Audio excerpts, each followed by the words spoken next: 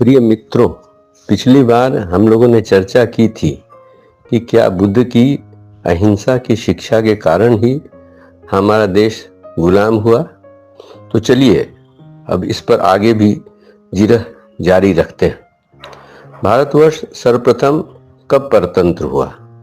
712 ईस्वी में, जब सिंध पर आक्रमण हुआ और सिंध हमारे हाथों से निकल गया।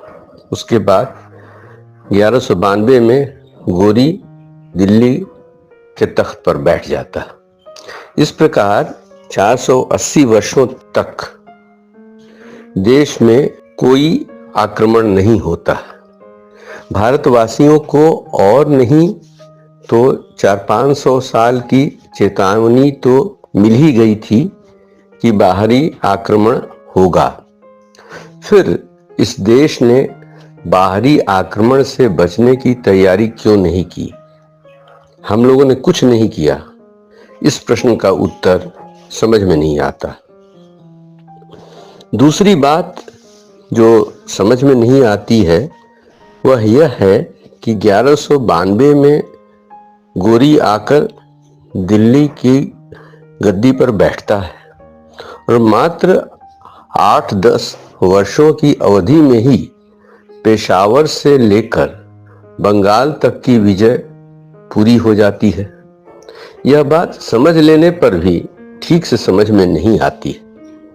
क्या दिल्ली से बंगाल तक जमीन के अंदर कोई सुरंग थी कि सेना फटाफट बंगाल पहुंच गई? उन दिनों न तो कोई वायुयान था, न तो कोई रेल, और सड़क भी नाम मात्र की थी। तो स्पष्ट है कि न तो राजा ने और न लोगों ने एकजुट होकर इन विदेशी आक्रमणकारियों का सामना किया। किसी ने नहीं किया। और इस पर भी यह तुर्रा है कि आक्रामक 2-4 लाख फौज लेकर भारतवर्ष में नहीं आए थे। बाबर सिर्फ 12,000 लोगों को लेकर आया था। कहते हैं कि बख्तियार खिलजी ने जब बिहार शरीफ पर आक्रमण किया और नालंदा को जलाकर राख कर दिया तो वह मात्र 200 घुड़सवारों के साथ आया था। बंगाल में एक कहानी चलती है कि नदिया के किला में सिर्फ 18 घुड़सवार प्रविष्ट हुए और उन्होंने कहा कि वे घोड़ा के व्यापारी हैं। उन्होंने अपनी वेशभूषा बदली, राजमहल में घुसे और किला को कैप्चर कर लिया। राजा महल के दूसरे दरवाजे से चुपचाप भाग निकला। तो यहाँ पर जब तक हर्षवर्धन का राज्य था, देश में बुद्ध की शिक्षा का नैतिक पक्ष किसी न किसी स्वरूप में जनमानस में विद्यमान था। इस कारण देश में एकता थी। विदेशी तो सिंध में बहुत दिनों से बैठे हुए थे और लूटपाट कर भारतवर्ष से कुछ न कुछ ले जाने के आदी भी हो गए थे। लेकिन बुद्ध की शिक्षा के कारण जब तक देश में एकता में थोड़ा भी दम रहा, वे संपूर्ण भारत जीतने का मंसूबा नहीं बांध सके। हाँ, उन्होंने जब देख लिया कि इस देश में कोई किसी की बात को मानने के लिए तैयार नहीं है और भारत में एकता का पूर्ण भाव लुप्त हो चुका है, तो वे पूरी शक्ति के साथ चढ़ आए और बिना किसी परेशानी के सुल्तान बन बैठे। राजा लोग तो अपने आप में ही मस्त थे और जनता राजा से त्रस्त थी। राजा जनता का प्रेम तभी पाता है जब वह जनता को प्रेम करे, लेकिन जनता तो सदा से राजाओं से त्रस्त थी। समाज में 2 ही वर्ग थे, एक राज परिवार का और उनके इर्द गिर्द जो कर्मचारी थे उनका, और दूसरा जनता का वर्ग था। जनता तो सदा पिसी ही जा रही थी, मेहनत करती थी, पसीना बहाती थी और उसी के पैसे से उच्च वर्ग के लोग अय्याशी करते थे। तो इसलिए जब विदेशी आक्रमणकारी आए तो यहाँ की जनता को कोई परहेज नहीं हुआ, बल्कि जनता तो खुश थी और थके सिपाहियों को बरगद और पीपल के नीचे गुड़ और पानी पिलाने लगी। वह सोचती रही कि प्यासे को पानी पिलाना उसका धर्म है, पुण्य का काम है, भले ही वह हमारा शत्रु ही क्यों न हो।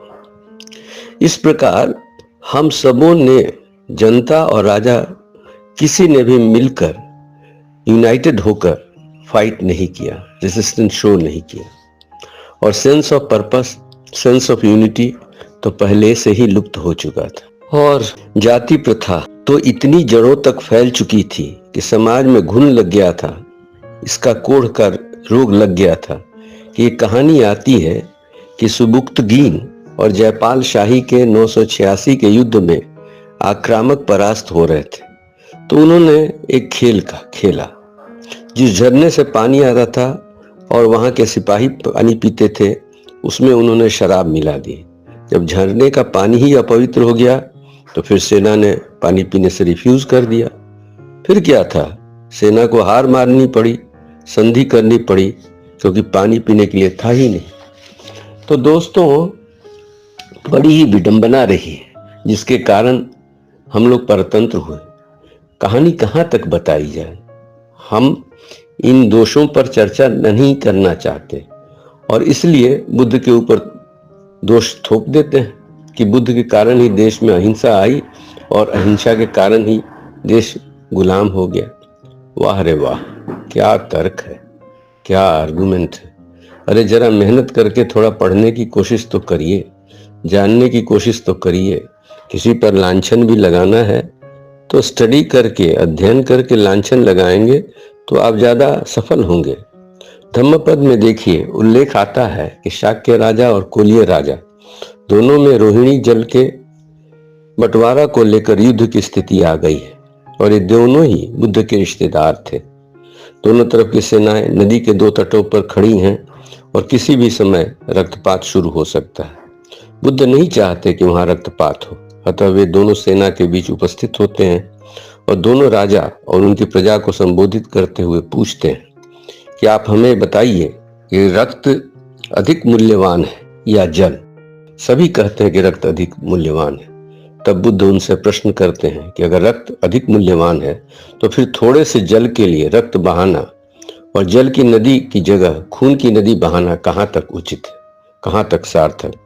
यह बात दोनों पक्ष को समझ में आ जाती है और युद्ध टल जाता है। तो बुद्ध का तरीका अनूठा था। बुद्ध की अहिंसा में शक्ति थी जो इस युद्ध को टालने में परिलक्षित होती है। क्या इससे यही निष्कर्ष निकलेगा कि बुद्ध की अहिंसा गुलामी की ओर ले जाने वाली शिक्षा थी? नहीं मित्रों, समझने की कोशिश करिए। बहुत समय व्यर्थ का बिता दिया आपने, गंवा दिया आपने भारतवर्ष के इस महान राजकुमार के व्यक्तित्व पर लांछन लगाने का।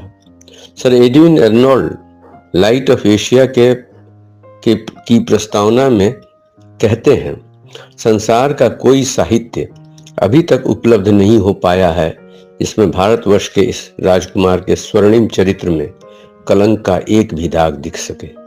और हमारे ही तो हैं बुद्ध, हमारे ही बीच तो पैदा हुए, और हम कैसे व्यक्ति हैं, हम ही उनको स्वीकार नहीं कर पा रहे हैं और उनमें दोष ही दोष खोज रहे हैं। कैसी विडंबना है मित्रों। क्या आपको मालूम है कि बुद्ध ने आदेश दे रखा था कि कोई भी व्यक्ति अगर सेना में कार्यरत है तो वह भिक्षु नहीं बन सकता, भले ही वह किसी भी राजा के अंदर कार्यरत हो। अब ऐसी ऐसी बातें थीं, हम जानना नहीं चाहते। हम अपने पूर्वाग्रह के चश्मे से ही बुद्ध को देखना चाहते हैं और देखते हैं, अतः सीधे उंगली उठा देते हैं कि बुद्ध की अहिंसा के कारण ही देश गुलाम हो गया। दोस्तों, थोड़ा चिंतन करिएगा, थोड़ा मंथन करिएगा, थोड़ा मनन करिएगा। मैं आपको अगली बार बताऊंगा कि कैसे बुद्ध की शिक्षा से ही समस्त संसार का कल्याण हो सकता है, आपका भी, हमारा भी, माइक्रो लेवल पर भी और मैक्रो लेवल पर भी, इंडिविजुअली भी और कलेक्टिवली भी। और तब तक के लिए नमस्कार, बहुत बहुत धन्यवाद।